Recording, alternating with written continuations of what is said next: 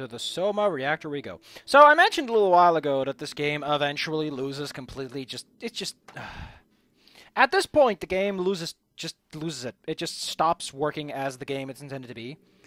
By having this really high-speed section with several collectibles to be found during. The upgrade is the pushrod piston. This is an item that sucks because it only works in a few very select places when the game fucking feels like it. Our newly developed pushrod piston will allow pathfinders to achieve an unprecedented velocity. By energizing the tunnel rails, the leap suit should conduct enough energy to reach immense speed. There's not many things to find here, but oh man, would have been better if just no collectibles. If your game is about the freedom of movement, don't include if your game is about momentum, don't include collectibles. Also, these tunnels are slightly awkward to maneuver. But yeah, if it's all about the momentum with which you move, then why the hell would you include parts where you're supposed to stop and look around for things? If it's optional, doesn't matter. Don't fucking put it in. Your game doesn't need collectibles. You don't need the optional parts. That's why they're optional. Just get them out. Just take a big old wrench and pull them out. Congratulations, your game is now better by removing things. Gravity is the soul of wit, they say. And then that goes for everything. If it's something you don't need, don't put it in.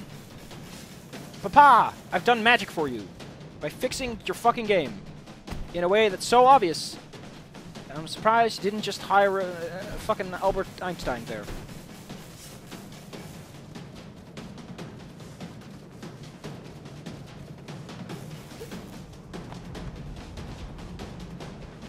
Ignore them. The enemies are there for just oh, it's an enemy. You're faster than them. They aren't the threat to begin with. And the game is oh, they're a threat. Quickly run. Or shoot at them. I don't care. It's these guys really don't have to be here. I'm probably going to miss a few things because, yeah, without a guide, it's yeah. Good luck remembering where everything is. Look at this. Look at this asinine item. Look at how asinine this is. You're running full speed away from enemies and you jump. And there's a fucking crate here. Just to remind you what a video game this is. Even in world logic, it makes no sense for there to be a fucking crate there. But there is because you're collectible. Whoop. Oh, and it gets better. I don't know if... Yeah. That happens too. I forgot that part. So that music stinger doesn't stop until I land.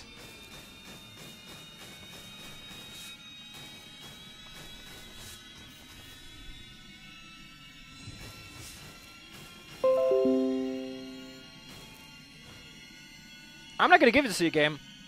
Fix your shit.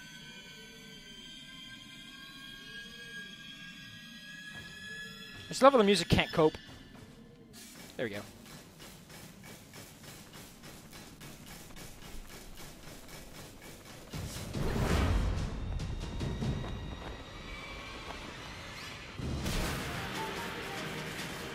Ah, listen to this wistful music. Sure as fuck hope that during this wistful moment, I don't have to stop for a fucking crate! But guess what?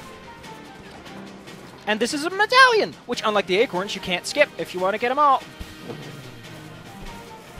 So fun to have this wistful music about running fast and then being forced to stop. What great game design this is. If this wasn't here, at the very least, you could excuse some of it. But no, they make this specific segment where the most asinine developments... the thing is, the reason a game like Crackdown gets away with it is a game like Crackdown is not about moving in a single direction. It's not about momentum and keeping momentum. Oh, man, it gets better, don't you know? I think it's this one, or it's, up ahead.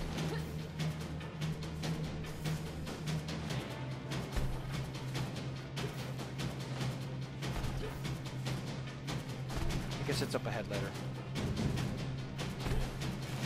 But yeah, that's... in Crackdown, every single collectible, didn't require you to stop for 5 seconds to look at it and go, oh man, what a cool collectible. No, you just jumped into it and you moved on. Oh, isn't that just exciting? The collectibles in a game about moving around a bunch are designed in such a way that you don't have to stop to pick them up. What a novel design concept. The collectibles are completely in tune with the fucking game. Instead of here, where you have to not just wait for a box to open, but look specifically at the items, some of which are things you have to wait until they load all the text. Fun fact, you don't have a fucking note log, so you better read the text while you can see it. Fucking hell, man. Like, it's so counterintuitive to the design of the central gameplay mechanic. Like, I don't know what's worse. This fucking banana ride of a game, or what Fallout 3 thinks is morality. Oh no, it's big spooks. Fun fact, you can skip some of the spooks if you know where to land.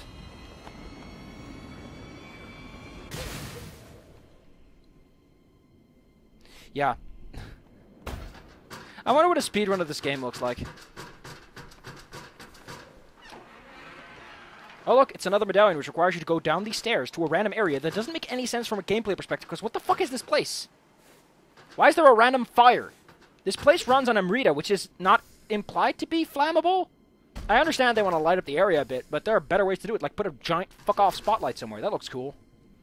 Who doesn't like a good spotlight? Yeah, so we just skipped the jump. And the music doesn't know what to do with it. Good job. Your game sucks. Or at least this part sucks, especially. Oh, we missed a part with the Slender Man.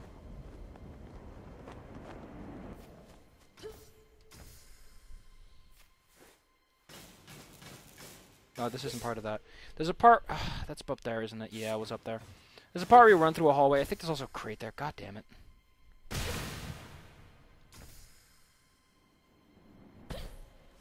Someone had to make that sign and say, yeah, this sign's necessary. Wow, this game loses a lot of its energy when the music just dies down.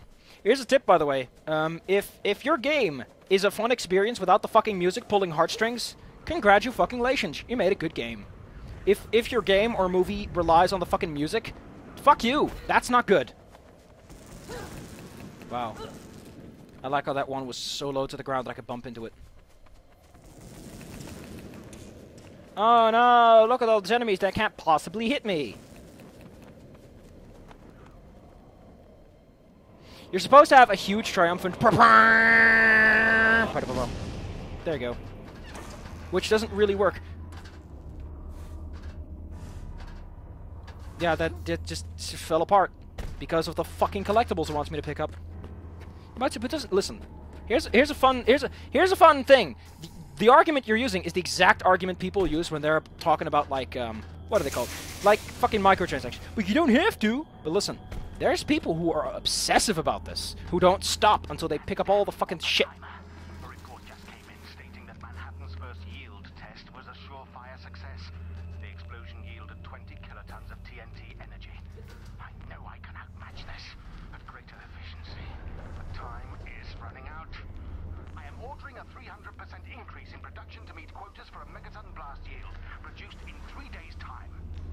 But of course, our trump card lies in the Thanatos cannon prototype under development.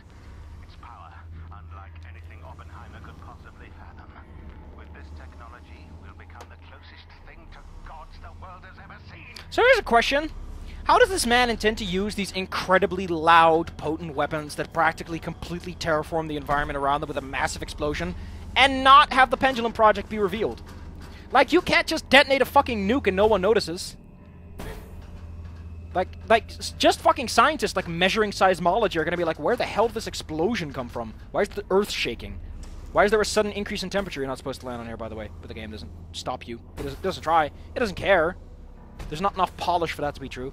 Again, we push a big old button. Get some cool spotlights. Oh, look, it's that fucking emergency noise that everyone uses, because it's a good emergency noise, and it gets the job done. The problem is, when you use a noise everyone knows about, they're going to be like, oh, it's that noise!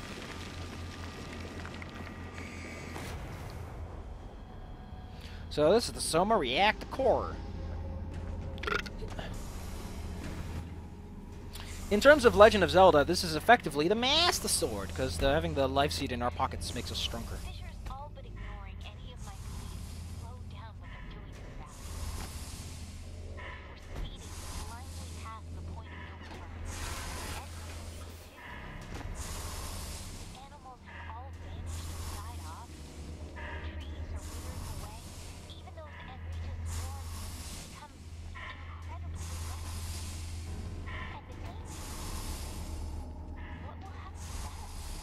So there is something interesting to consider about the Emerita swarms. The Emerita swarms on the eggs, like the whole little daemon dudes, creates somewhat of an internal ecosystem. Because it's like they eat them and then the little daemons eventually become strong enough to fight them. That's a nice little ecosystem that's never extrapolated upon in any way, shape, or form, despite being a relatively interesting concept. You know, the one thing that I don't like about writing this, I don't have to. Like, unlike the fucking collectibles, I'm doing this entirely out of my own volition, with nothing forcing me to do it, other than my own sense of ego, is the infinite bit kind of limits on what I can say. I've actually set some requirements on doing it. Fun fact, if you set some static requirements on what your conversation is going to require before going into it, you can really control the conversation to go around certain topics in certain ways. So the idea is, it's a conversation that takes place after you kill everyone. No one wants to hang out with you because you're a big fat loser. And it allows me to have chats about characters behind their back because they're dead! Everyone is dead. And Ophinia, at least the way I have her in mind, has connections with people to a sufficient degree. The problem is, I've write about that too much, and as I said, it kind of doesn't make sense for people to blabber on about shit they don't care about. I mean, sure, she cares about it, but on the other hand, her MO is to be a dick, but not to be a dick. She'll back off. So where's the big red button I have to press? I like how the button keeps updating, like, this is what it is. This is reactor control. Oh, there's little reactor status updates everywhere. I want to see one. Before we do this, I do appreciate the big fuck-off lights. They're nice and big. But yeah, like, I'm going into it with a certain mentality of, like, this is what's gonna happen. Like, I've already at least sketched out the idea of, like, there's 3 completely separate scenes you can go on, and they change what is actually gonna happen and what's gonna be talked about. Caution, stable, warning. That's a weird way to put it, but sure. So the idea is, depending on where you go, you just it takes the writing to an extreme. This is like, let me get one thing out of the way. What comes out of this is not supposed to be indicative of like what it should have been, but it's indicative of what it could do. There's a difference between being like you should do this and you can do this. Like there's the potential. There's the oh great, the plot trigger decided to prompt. Look at this. Like, where am I carrying this fuck off seed? It's huge. It's as big as I am. Oh no, the video game world is exploding. Oh no. Oh, that's cool. All the walls are blocked off except the one that leads to the door you're supposed to go to. Now that's good design. And a little light goes on just to make sure you know where to go.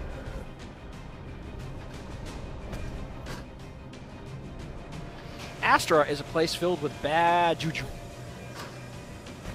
It's a place that's actually killing this place. Facility built within the valley, named Astra, works in unison with Soma. The valley's orbs are harvested at the Astra facility, which then cycles through the Soma reactor to be amplified and returned to Astra for weapon creation. The 2 facilities are interdependent on each other, like yin and yang, to maintain a balance. How the fuck would this 50s ass guy know about yin and yang? Pretty sure back then that wasn't that kind of conventional knowledge.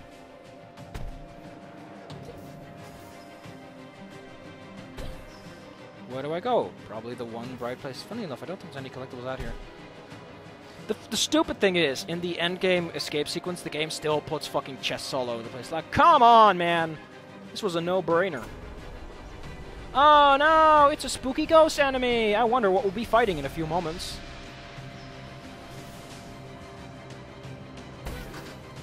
They're basically like the specimen from that one video game.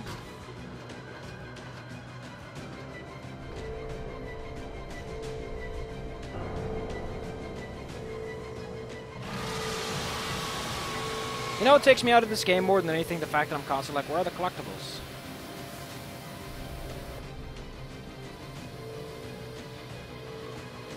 Well, that was a grown-up demon.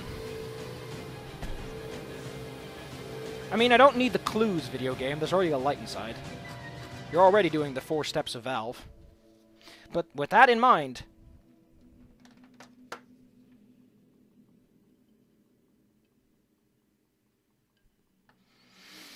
I need to write that stuff. I've been busy with other things lately. I'm busy with a lot of stuff outside of work, which means I'm just busy in general all the time. It's a good reason to do this. So immediately it gives you a bunch of enemy dudes to fight. So you can immediately experience you don't have to do much work to fight enemies now.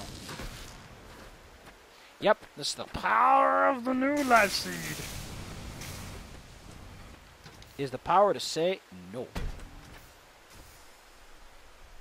Next time, where are we? We're up Camp Hende. Oh, we're really close to the end and closer than I thought, because this game is not that long. Oh, no, wait, I'm completely wrong. We still haven't been to the temple, have we? Nope. This map is nice. I just wish there was a little bit more contrast in the background to, you know, make a pop. A little bit of pop. I should go back to that one thing I said about the thing I'm writing is just like, this is what you could be doing. This is like what you could be doing. This is how extreme you can make the system. It's like you can give it a bit of, you could give it a bit of flexibility, give it a little bit of personality. Like, again, that's hard to keep track of. Over 4, like, this is one encounter, which is keeping track of, like, several different encounters. A much more narrow possibility space than other things, sure. But if you really want to make some good-ass shit, boy, you gotta put down the good-ass glove. This is me doing this in, like, my spare time. This motherfucker got paid on Indiegogo. Although, not that much money, though. Although money does not equate time and quality and ability. Like, there are people who would probably been like, hey, I do editor's work. I can do that. I can do that for free. Out of love. Not the best thing. Like, generally speaking, having people paid in exposure isn't good. Like, you should offer them, at the very least, like, even if they're not into it, like, at least be like, listen, I can give you a slice of the pie. Like, I can give you, like, 5% at the end of this. You know, you can get a lot of people on board with that, because then they're also enticed to make more quality, because now they are dependent on it. That having been said, you should always have a forward payment. People generally want at least some guarantee of money. Because, you know, that's professionalism. Professionalism is that you fucking pay people for their fucking work. Like an adult. Instead of exposure. Like an ass. Ba-da-ba. I'm not going to have that discussion right now. This is not the game. This is not a game about exposure. This is a game about fucking flies. And dead things. I think if you actually drain things... Yeah, the little tree leaf starts dying too.